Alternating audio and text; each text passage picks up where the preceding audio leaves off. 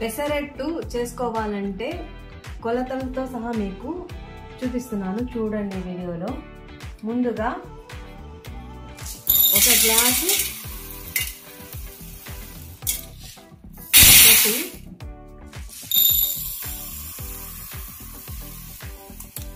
రెండు గ్లాసులు పెసలు తీసుకోవాలి. తర్వాత అదే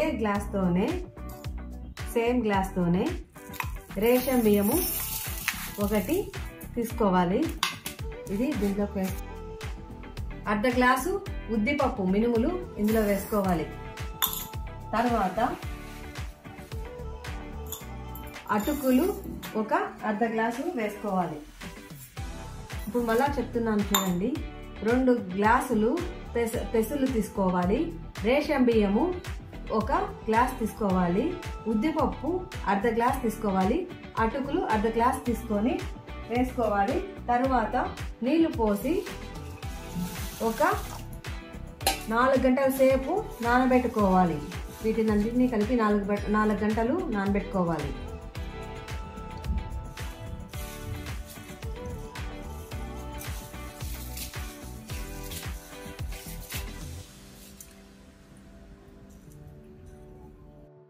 పిండిని ఈ విధంగా గ్రైండ్ చేసుకొని వేసుకోవాలి. అలా మొత్తం పిండిని గ్రైండ్ చేసుకోవాలి. పిండి మొత్తము ఈ విధంగా గ్రైండ్ చేసుకున్న తర్వాత మొత్తం పిండిని బయట పెట్టకూడదు. ఎందుకంటే ఎక్కువ పులిసిపోతుంది కాబట్టి సగం పిండి బయట పెట్టాలి. ఫెర్మెంటేషన్ అదే పులియబెట్టుకోవాలి.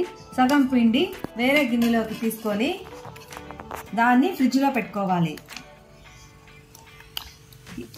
పెసరట్టు పిండే కాదు, బియ్యం పిండి కానీ దోస పిండి కానీ ఏదైనా సగం పిండి బయట పెట్టుకోవాలి, సగం పిండి ఫ్రిడ్జ్ లో పెట్టుకోవాలి. ఫ్రెండ్స్, టుడే రెసిపీ పెసరట్టు కావాల్సినది. మొదట మనం రాత్రిపూట మిక్సీకి పట్టుకొని ఉంటాం కదా పెసరపిండిని, అది పులియబెట్టుకుంటాం కదా, మొత్తం దాంట్లోకే వేసుకోకూడదు. ఇది పెట్టుకోవాలి. ఫ్రిడ్జ్ లో కొంచెము పెట్టుకోండి. ఫ్రెష్ పిండిని కొద్దిగా కలుపుకుంటే బాగుంటుంది. ఎప్పుడు ఈ విధంగానే చేయాలి. ఇలా పిండి వేసుకొని పెసరట్టుకు కావాల్సినటువంటి ఉప్పు ఇందులోకి వేసుకోవాలి.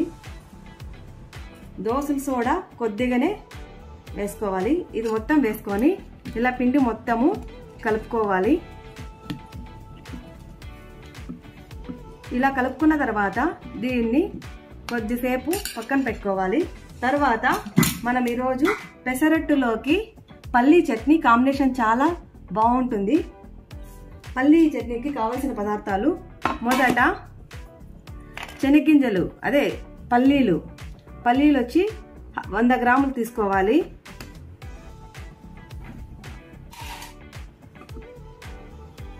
తర్వాత పచ్చిమిర్చి ఒక 6-8 తీసుకోవాలి. స్పైసీ ఇష్టపడే వాళ్ళైతే ఇంకా కొన్ని యాడ్ చేసుకోవచ్చు. పెసరట్టుకి సూపర్ కాంబినేషన్ వచ్చి పల్లీ చట్నీకి కావాల్సింది 100 గ్రాములు అంటే 100 గ్రాముల వేరుశనగ గింజలు, పచ్చిమిరకాయలు ఒక 8, ఆనియన్ ఒకటి తీసుకోవాలి చిన్న సైజు, వెల్లుల్లి రెబ్బలు పొట్టు తీకన్నా వేస్తేనే రుచి చాలా బాగుంటుంది 3 తీసుకున్నాను. చింతపండు కొద్దిగానే, ఇది వాటర్లో కొద్దిసేపు నానబెట్టుకోవాలి. ఇలా వేసుకొని కొంచెంసేపు పెట్టుకోవాలి. ఉప్పు కొద్దిగానే, రుచికి సరిపడనంత, ఎక్కువ వేసుకోకూడదు. కొత్తిమీర సన్నగా కట్ చేసుకొని పెట్టుకున్నాను. ఫ్రెండ్స్, మొదట పాన్ పెట్టుకొని వేరుశనగ గింజలు అదే పల్లీలు ఇందులోకి వేసుకొని ఎక్కువ మంట పెట్టుకోకూడదు, సిమ్లో పెట్టుకొని నిదానంగా ఇలా ఫ్రై చేసుకోవాలి.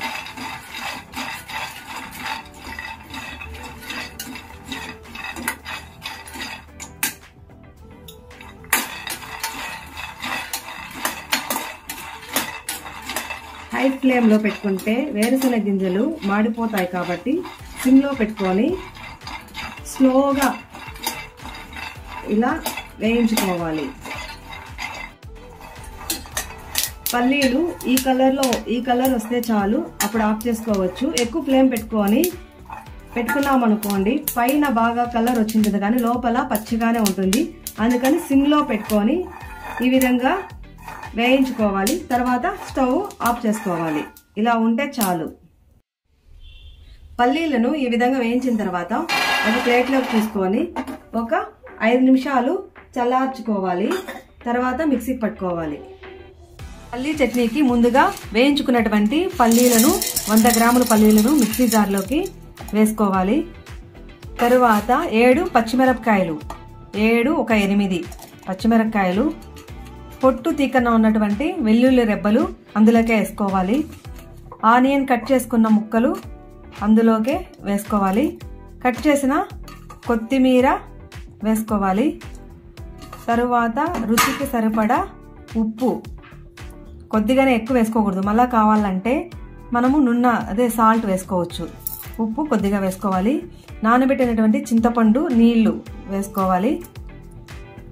దానికి తగినంత వాటర్ వేసుకొని మిక్సీకి పట్టుకోవాలి. మిక్సీకి నున్నగా పట్టుకోకన్నా బరకగా పెట్టుకుంటే టేస్ట్ చాలా సూపర్గా ఉంటుంది. ఎట్లుంటుంది? సూపర్గా ఉంటుంది. చూడండి, ఈ విధంగా బరకగా పట్టుకుంటే సరిపోతుంది. ఇలా ఉండాల, నున్నగా కాటుకే కట్టం ఉండకూడదు. ఇలా బరకగా ఉంటే ఆ పల్లీల చట్నీ టేస్టే ఎమ్మీగా ఉంటుంది.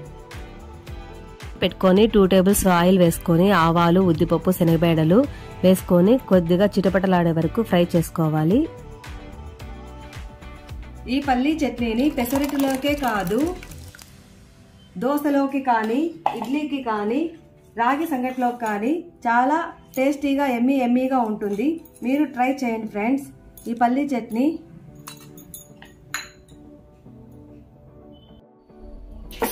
ఆనియన్ ఇట్లా రఫ్ చేసుకొని, ఇప్పుడు పోస్తుండేది ప్లెయిన్ పెసరట్టు,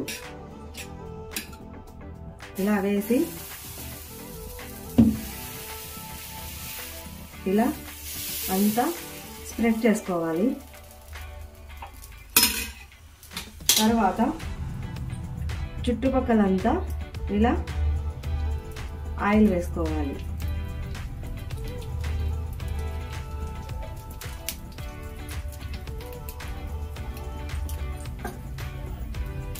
ఇలా చూస్తే మనకు అది కాలిందా లేదా అనేది తెలుస్తుంది. ఇప్పుడు మనము ఫ్లిప్ చేసుకోవాలి, స్లోగా తీసుకోవాలి. ఇప్పుడు ఎంతో రుచికరమైనటువంటి ప్లెయిన్ పెసరట్టు రెడీ ఫ్రెండ్స్.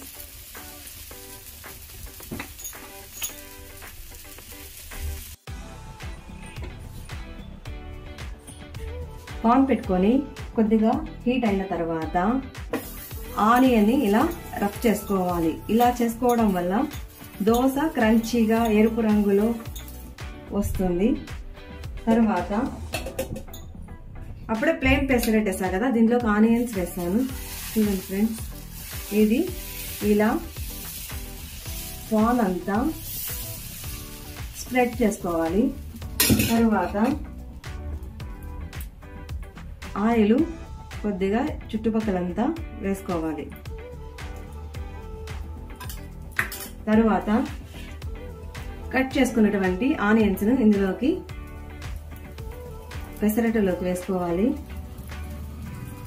తర్వాత కొత్తిమీర చల్లుకోవాలి.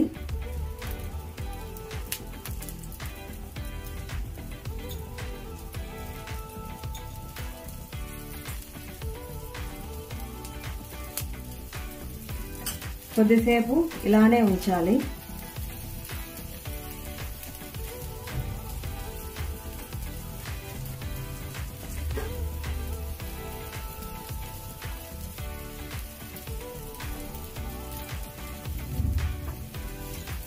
ఒకసారి ఇలా చూసుకుంటూ ఉండాలి. పెసరట్టు వేసిన వెంటనే కదపకూడదు, కొద్దిగా హీట్ కావాలి.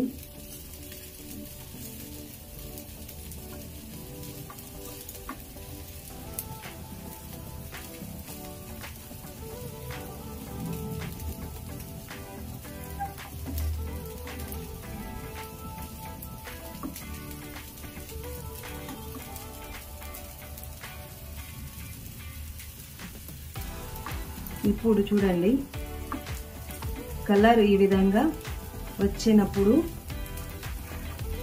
ఈ పెసరట్టుని ఫ్లిప్ చేసుకోకూడదు.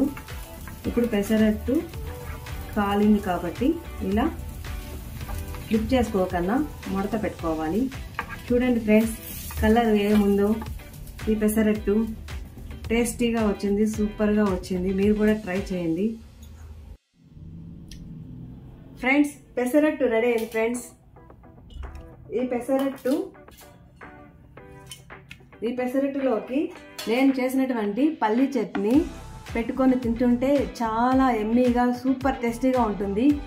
ముఖ్యంగా ఈ పెసల్లో హై ప్రోటీన్ ఉంటుంది కాబట్టి మనం వారానికి ఒక్కసారైనా ఈ బ్రేక్ఫాస్ట్ని తప్పనిసరిగా తినడం వల్ల మనకు హై ప్రోటీన్ లభిస్తుంది.